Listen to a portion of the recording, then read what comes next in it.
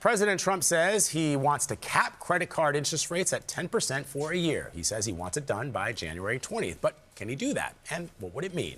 CBS News business analyst Jill Schlesinger is here to break it down. Good morning, Jill. Good to see you. Good to be here. So does the president have the legal power to do this? And what are the average credit card interest rates for consumers at the moment? Okay, so we're not sure he actually can do this by fiat. It looks like it has to be congressional action. There have been some bipartisan efforts, actually, that have been brewing over the last year or so to try to make this happen. They've stalled out. Maybe with the president's push, they can get them revived again. So we'll have to see.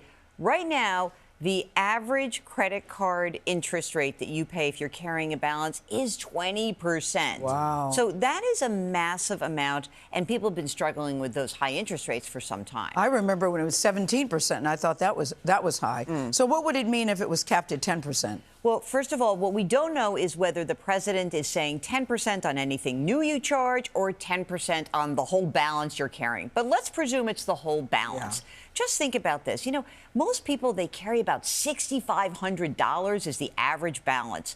I'm going to try to make the math a little bit easier for you this morning. If you had a $5,000 balance and you were, say, had 24% interest, because 20 is the average, so we'll use 24, you're paying a lot of your payment towards interest itself, $100 a month. If we slapped a 10% cap on that, it would reduce the amount of interest to $41 a month. And guess what? That saves you about $700 a year in interest. So it is unambiguously a great thing for consumers. The question is, how long would it last?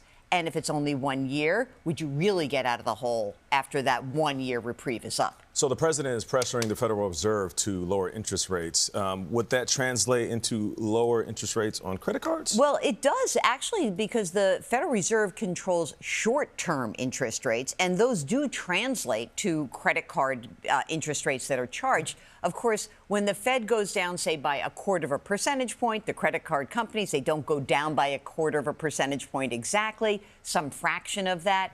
And I think that what's also important is the Fed is trying to balance that help for consumers with the fact that when you have lower interest rates, it boosts economic growth and it can create inflation.